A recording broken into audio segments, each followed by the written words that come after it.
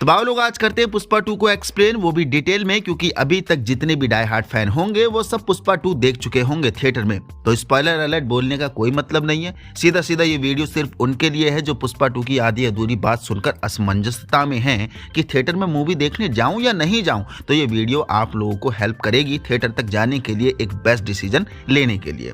दूसरा, कुछ लोग बहुत बिजी रहते हैं, टाइम की कमी रहती है और सिर्फ स्टोरी जानने में ही रुचि रखते हैं। तो ये वीडियो सिर्फ इन्हीं कुछ लोगों के लिए है, चुनिंदा लोगों के लिए है। बाकी जिन्हें सिर्फ थिएटर में ही मूवी देखने का मजा आता है और कुछ भी स्पॉइलर नहीं चाहिए तो आप यहां से क्विट कर सकते हैं, क्योंकि पूरी वीडियो में आपको पूरी मूवी का स्पॉइलर यहां मिलने वाला है। तो मूवी स्टार्ट होती है जापान के एंगल से, जो बिल्कुल भी फॉलो नहीं करती पुष्पा फर्स्ट स्टोरी की कंटिन्यूटी को, जहां पर वो एंड करी गई थी, जिसका उम्मीद शायद किसी ने नहीं किया होगा। भंवर सिंह और पुष्पा के बीच लास्ट इज्जत उतारने वाला जो मोमेंट था, सब लोग वही एक्सपेक्ट कर रहे थे।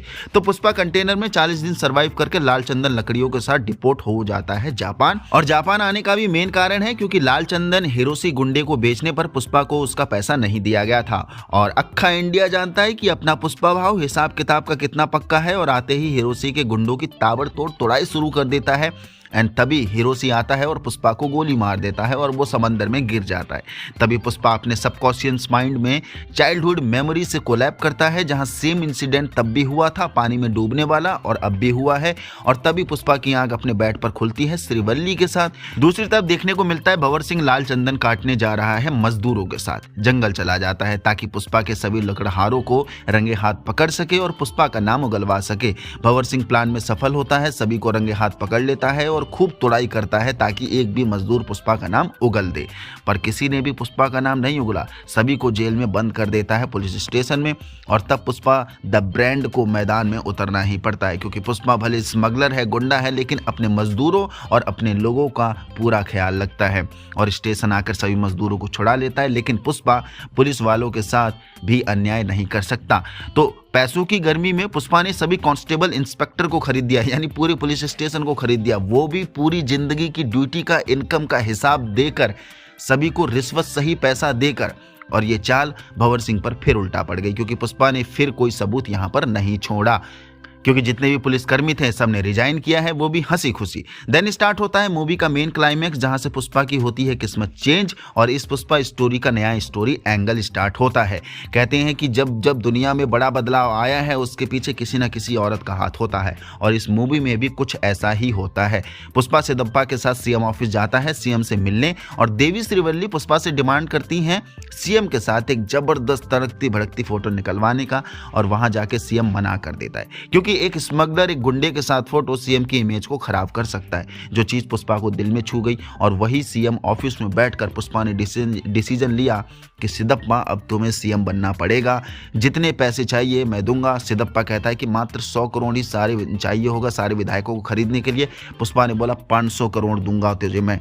जहां सिदप्पा की आंखें की फटी रह जाती हैं कि फोटो के चक्कर में सीएम ही बदलवा दे रहा है ये बंदा। और बाहर मीडिया में आकर पुष्पा अनाउंस भी कर देता है कि 24 जुलाई को सीएम मेरे घर आकर पूरे परिवार के साथ फोटो करवाएंगे और खाना भी खाएंगे। देन सिदप्पा दिल्ली आ जाता है पार्टी हेड में सीएम की अर्जी देने कोगटम वीरा रेड्डी के पास, जो हेड मिनिस्टर है, और पुष्पा वीरा रेड्डी के भाई सुब्बा रेड्डी के पास जाता है पैसों से भरा सोफा लेकर, और एक सोफा दिल्ली वीरा रेड्डी के पास भी भिजवाता है और वीरा रेड्डी से बात करता है पैसों की कमी नहीं होगी, बस सीएम सिदप्पा बनना चाहिए।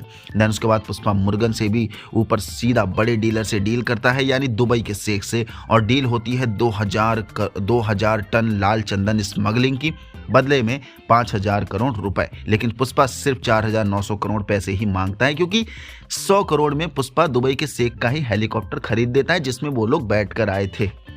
और ये इसकी पुरानी आदत है, हम लोग जानते हैं, फर्स्ट पार्ट में भी ये ऐसा ही करता था, है ना। उसके बाद सिंडिकेट मेंबर की मीटिंग बुलाई जाती है, जहां पुष्पा सभी से योगदान की मांग करता है, यानी जितने भी मेंबर हैं सभी लोग मिलकर 2000 टन लाल चंदन इकट्ठा करने लग जाते हैं अपने अपने मजदूरों को जंगल में भेजकर। ये बात मंगल सीनू और उसके बीवी को पता चल जाती है, जो भंवर सिंह के कान भरते हैं, और भंवर सिंह पुष्पा को रोकने निकल पड़ता है, जहां वो सिंडिकेट के मेंबर का हौसला तोड़ना चाह रहा होता है, जो पुष्पा के दम पर उछल रहे थे, क्योंकि अब पुलिस वालों की कोई इतनी इज्जत नहीं करता, भंवर सिंह की भी कोई इतनी इज्जत नहीं करता, क्योंकि पुष्पा ने भंवर सिंह की बहुत बुरी तरीके से लंका लगा रखी है और विच्चा रेड्डी को पकड़ लेता है लाल चंदन की गाड़ी सहित, जहां भंवर सिंह विच्चा रेड्डी को पुल से ही फेंक देता है ताकि सिंडिकेट मेंबर में खौफ बन जाए, एक जबरदस्त एग्जाम्पल सेट हो जाए कि ये वही भंवर सिंह है जिससे आप लोग पहले डरा करते थे। और यस, ये चाल इसकी काम आई और ये मूव काम आया। सिंडिकेट में वाकई में खलबली मच गई, फिर से भंवर सिंह का खौफ बाकी लोगों में बनने लगा। देन मंगल सीनू फिर पॉलिटिक्स खेलने की कोशिश करता है और वापस सिंडिकेट की सत्ता अपने हाथ में लेने की कोशिश करता है, उनके कान भर कर कि पुष्पा की वजह से देखो आज तक ऐसा कुछ नहीं हुआ, पुलिस ऐसे इंटरफेयर नहीं करती और अपने एक साथी की भी जान चलेगी। देन सिद्धप्पा भंवर सिंह के पास जाता है पुष्पा और भंवर सिंह के बीच की लड़ाई को सुलह में बदलने, क्योंकि उसे मालूम है अगर उसे सीएम बनना है तो इन दोनों को रोकना पड़ेगा, वरना जब लाल चंदन बाहर नहीं जाएगा तो पैसा अंदर कैसे आएगा और पैसा अंदर नहीं आएगा तो सिद्धप्पा अपना सीएम कैसे बन पाएगा। जहां भंवर सिंह सिद्धप्पा को याद दिलाता है कि मुझे नंगा करके भेजा था पुष्पा ने, इतनी आसानी से नहीं छोड़ूंगा मैं उसे और बदला तो लेके रहूंगा। तब सिद्धप्पा कहता है कि पुष्पा सॉरी बोल देगा तुझे भरी महफिल में सभी के सामने। और पहले तो भंवर सिंह को भी यकीन नहीं होता है, साथ साथ हमें भी यकीन नहीं होता है कि जो पुष्पा अभी तक झुकता नहीं था वो झुक कैसे जाएगा, वो भी अपने दुश्मनों के साथ, वो भी भरी महफिल में। महफिल तैयार कर दी जाती है, भंवर सिंह बन ठन कर आता है और बाकी सिंडिकेट मेंबर भी आ जाते हैं पुष्पा को सॉरी बोलते देखने, क्योंकि किसी को यकीन नहीं होता कि पुष्पा सॉरी बोलेगा, क्योंकि पुष्पा को किसी ने भी आज तक झुकता नहीं देखा था और सॉरी वो भी अपने दुश्मन भंवर सिंह को। I don't believe. पुष्पा दारू के नशे में टल्ली होकर पार्टी में आ जाता है जहां सभी लोग पहले से इकट्ठा हो रखे थे और आकर बड़ी कसमकस के बाद भंवर सिंह को सॉरी बोल देता है और अपनी सेल्फ रिस्पेक्ट से कॉम्प्रोमाइज करके उसे गुड फील नहीं होता है। हैवी गिल्ट के साथ वो पार्टी छोड़कर चला जाता है और बीच रास्ते में पहुंचकर उसे रियलाइज होता है कि जो भी उसने कमाया सब अपने दम पर कमाया, इसमें किसी का कोई हाथ नहीं था, किसी की कोई हेल्प नहीं थी, तो भला मैं क्यों सॉरी बोलूं, मैं क्यों झुकूं किसी के सामने। और स्टाइल मारकर वापस गाड़ी पर पार्टी की तरफ मुड़ा देता है जहां महफिल सजी थी और आते ही भंवर सिंह की गाड़ी को पूल में ढकिया देता है। और भंवर सिंह पूल के पानी में गीला था, लेकिन पुष्पा ने इससे भी भयंकर काम और कर दिया, उस पूल में ही मूद दिया जिसमें भंवर सिंह अभी अंदर खड़ा है, जो कि दर्शा रहा था कि इस बार भंवर सिंह को बेइज्जत करने के लिए पुष्पा ने उस पर ही मूद दिया। पिछली बार नंगा किया था, इस बार उस पर ही मूद दिया। एंड यहाँ भंवर सिंह से मामला सॉर्ट होने की जगह उल्टा रंजिश दो गुनी और बढ़ गई और भंवर सिंह चैलेंज करता है कि पूरा जंगल सीज कर दूंगा पर तुझे माल नहीं ले जाने दूंगा। पर पुष्पा चैलेंज एक्सेप्ट करता है और बोलता है कि इतनी तारीख को इतने बजे तेरे नाक के नीचे से 2000 टन लाल चंदन निकाल कर ले जाऊंगा, एक भी लकड़ी पकड़ ली तो मजदूरी करूंगा, 100 रुपये कमाऊंगा, उसमें अपना जीवन यापन करूंगा। और वो दिन आ जाता है। भंवर सिंह पूरे जंगल में हर रास्ते पर नाकाबंदी करके बैठा था, लेकिन पुष्पा नदी के रास्ते से सारे ट्रक निकालते हुए ले जाता है, जो भंवर सिंह को भी पता लग जाता है बाद में। और अथक प्रयास करने के बाद भंवर सिंह कुछ बैलगाड़ियों की मदद से सारे ट्रक पकड़ लेता है और पुष्पा का सारा माल दबोच लेता है, सीज कर देता है। दूसरे दिन प्रेस कॉन्फ्रेंस में चौड़ मार ही रहा था, तभी पता चलता है कि जो भंवर सिंह ने पकड़ा वो लाल चंदन नहीं था, वो संतरा है जो बिल्कुल लाल चंदन की तरह दिखता है और अंदर से एक मामूली लकड़ी ही होता है, बाहर से सिर्फ लाल चंदन दिखता है। तभी फ्लैशबैक में कहानी जाती है और पुष्पा लाल चंदन को बैलगाड़ी बनाकर जंगल से सेफली माल निकाल ले आता है और चेन्नई कोस्ट पर पहुंचा भी देता है ताकि श्रीलंका के लिए ये माल को डिपोर्ट कर दिया जाए। लेकिन तभी भंवर सिंह सीएम से रिक्वेस्ट करके चेन्नई में माल रोकने चला जाता है, लेकिन पुष्पा पूरी प्लानिंग पक्की वाली बिठा के रखता है और अंडर वाटर बोट में सारा लाल चंदन लटका कर, यानी अपनी जो भी बैलगाड़ी उसने बनाई थी लाल चंदन से वो लटका कर श्रीलंका को पहुंचा देता है, जिसके पीछा भंवर सिंह भी करता है। लेकिन श्रीलंका बॉर्डर में भंवर सिंह को श्रीलंकन कोस्ट गार्ड के द्वारा रोक दिया जाता है और बाकी बोट्स के पास फिशिंग लाइसेंस है श्रीलंका में जाने आने के लिए, वो परमिट की वजह से, इसलिए उन्हें रोका नहीं जाता। एंड पुष्पा सफल होता है दुबई के शेख को माल बेचने में और तभी सारा पैसा भी पुष्पा को मिल जाता है, जो सोफा भर के सारे विधायकों को खरीद लेता है और सिद्धप्पा को सीएम बना देता है। तभी पुष्पा की इतनी बड़ी सक्सेस के बाद काली मंदिर पर जथारा डांस किया जाता है पुष्पा के द्वारा, यानी पूजा करने के लिए ही गए थे पर वहां डांस करता है और मंदिर में ही श्रीवल्ली चक्कर खाकर गिर जाती है, क्योंकि श्रीवल्ली प्रेग्नेंट जो हो जाती है। और जथारा डांस पुष्पा इसलिए करता है क्योंकि माँ काली के सामने जथारा करने पर मन की सभी मनोकामना पूरी होती हैं, जहाँ पुष्पा काली माँ से लड़की की मांग करता है, जिसके पीछे कारण ये था कि उसकी बेटी को किसी खानदान का नाम मिल जाएगा जो नाम पुष्पा को नहीं मिला, इसलिए वो पूरी जिंदगी, जिसके लिए वो पूरी जिंदगी तड़पा है। तभी मुलेटी मोहन की बेटी यानी पुष्पा की भतीजी को कुछ गुंडे छेड़ देते हैं और पुष्पा इन सभी गुंडों को कूट कूट कर मारता है। तभी अपना चूतिया मोहन आ जाता है, जो आकर पुष्पा को ही ताना मारता है कि ऐसा करने पर हम तुझे अपना नहीं लेंगे, जो तू ये दिखा रहा है अपना वगैरह वगैरह, उल्टी बेहुदी बात करता है। और तभी श्रीवल्ली, जो आज तक ये सारी बातें सुन सुनकर पक चुकी थी, मोहन को बुरी तरीके से हड़काती है कि नहीं चाहिए, तेरे खानदान का नाम नहीं चाहिए, तेरी झूठी ये जो भी तू दिखा रहा है चौड़, एक तो तेरी बेटी को बचाया, ऊपर से मदद करी और उल्टा हमें ही चूतिया बना रहा है। थैंक यू बोलने की जगह, क्योंकि मोहन के कड़वे शब्द पुष्पा को बुरी तरीके से चुभते हैं, जो वो आंखों से आंसू भी निकाल देता है। एंड फिर मोहन उन गुंडों को आधा गंजा करके गधे में बिठाकर जुलूस निकलवाता है। उधर सिद्धप्पा 24 जुलाई को सीएम बन जाता है और सीएम बनते ही सिद्धप्पा सीधे पुष्पा के घर आता है और उसकी बीवी और उसके साथ फोटो करवाता है, इवन पूरी फैमिली के साथ फोटो करवाता है, क्योंकि सिद्धप्पा को पता था एक फोटो के चक्कर में इसने पूरी तख्ता पलट कर दिया, इसलिए खाने से पहले ये शुभ काम पहले करा जाए, वरना कहीं इसका दिमाग फिर हट गया तो ये फिर कुछ ना कुछ और कर देगा, क्योंकि ये Pushpa the unexpected wild fire है। दूसरी तरफ भंवर सिंह बार बार पुष्पा से मात खाने के बाद पगला सा गया था और जो संतरा लकड़ी उसने पकड़ी थी सारा माल जला देता है और खुद भी उसमें जल जाता है। ऐसा करना जरूरी भी था, क्योंकि न्यूज में भंवर सिंह ने पहले ही उगल दिया था कि पुष्पा का सारा माल हमने पकड़ लिया है, यानी लाल चंदन पकड़ लिया है, और असलियत सिर्फ भंवर सिंह को ही मालूम थी और जानबूझकर आग लगा कर सारा माल खाक कर देता है। तभी एक दिन मोहन की बीवी पुष्पा के घर आती है और कहती है कि मेरी बेटी को गुंडों ने उठा लिया है और 2 करोड़ की मांग कर रहे हैं। तभी पुष्पा की माँ उसकी भाभी की हेल्प करने के लिए कहती है पुष्पा को, और अपना पुष्पा तो है ही अपने अपनों पर जान छिड़कने वाला दिलदार आदमी, और पूरे चित्तौड़ में नाकाबंदी कर देता है। लाइव चैनल में घुसकर पूरे स्टेट में वार्निंग डाल देता है कि जिस किसी ने भी मेरी भतीजी यानी बेटी को उठाया है 1 घंटे के अंदर वहीं सही सलामत छोड़ जाना जहां से उठाया, वरना बकरी की तरह रप्पा रप्पा करके काली माता को बलि चढ़ाऊंगा, यानी उनका गला काटूंगा, यानी उनका मुंडी उड़ाऊंगा, रप्पा रप्पा करके।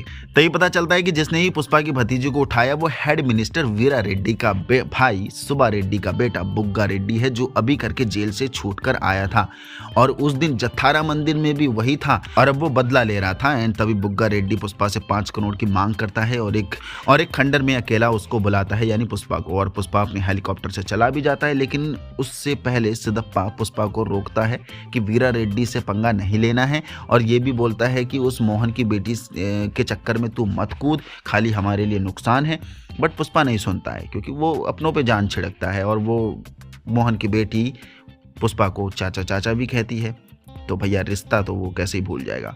और वहाँ खंडर पर पहुंचकर पहले तो पुष्पा को वहीं जत्थारा गेटअप में लाते हैं, वो साड़ी वाड़ी पहनाते हैं, फिर उसे मारते हैं एंड दोनों हाथ पैर बांध देते हैं। एंड उसी के सामने फिर उसकी भतीजी के साथ उल्टी सीधी हरकतें करने लग जाते हैं। तभी पुष्पा दोनों हाथ पैर बंधे होने के बाद भी अपने दांतों का इस्तेमाल करके गुंडों को मारने लग जाता है, बिल्कुल वैम्पायर की तरह गले में काट कर मारता है। उसके बाद पुष्पा के हाथ पैर खुल जाते हैं और फिर उसके बाद रप्पा रप्पा काट कर सभी को मारने लग जाता है, जो उसने वार्निंग भी जारी करी थी भरे लाइव चैनल में कि बकरी की तरह हलाल करूंगा, और वैसा ही करता है। तभी केशव आ जाता है ताकि बुग्गा को बचा पाए और बातें आगे ना बढ़ पाए। आते ही बचा तो लेता है, लेकिन पुष्पा सन की पागल ने त्रिशूल से बुग्गा रेड्डी को बुरी तरीके से मार देता है। देन तभी बुग्गा का बाप यानी सुब्बा रेड्डी भी पहुंच जाता है और बेटे की डेथ को देखकर वो पगला सा जाता है। फिर वो पुष्पा की भतीजी में हाथ डाल देता है और फिर सुब्बा को भी अपनी जान से हाथ धोना पड़ता है।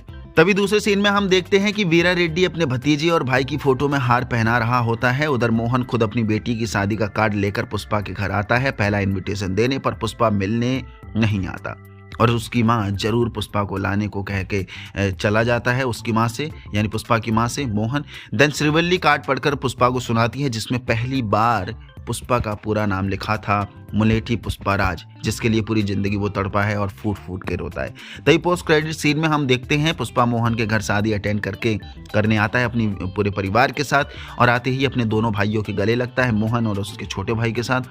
इमोशनल मोमेंट देखने को मिलता है यहाँ पर। तभी फैमिली फोटो के दौरान जब सारी फैमिली पुष्पा एंड मोहन की फैमिली एक साथ खड़े थे, एक फूल का गुलदस्ते में बॉम्ब भी रखा होता है जो टिक टिक कर रहा है। एंड ऐसा ही गुलदस्ता वीरा रेड्डी के फ्यूनरल फंक्शन में भी देखने को मिल रहा है, जहां वो अपने दोनों भाइयों और अपने भतीजे का फ्यूनरल कर रहा है।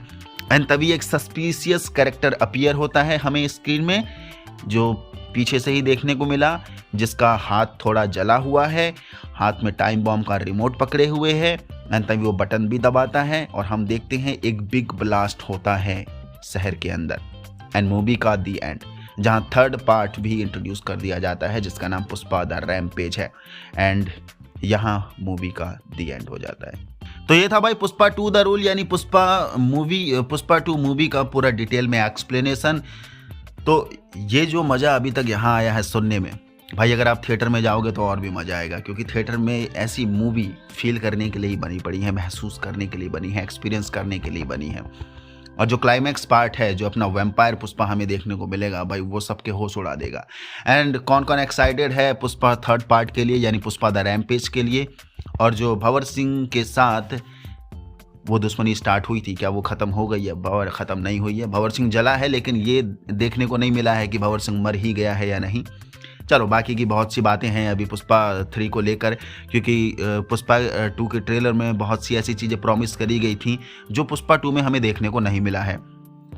तो एक अलग से वीडियो में बात करेंगे पुष्पा 3 की फ्यूचर स्टोरी ब्रेकडाउन के लिए, या फिर फ्यूचर थ्योरी प्रिडिक्शन वाली वीडियो में। तो भाई वीडियो कैसी लगी नीचे कमेंट में जरूर बता के जाना, एक्सप्लेनेशन कैसा लगा मूवी का जरूर बता के जाना नीचे कमेंट बॉक्स पर।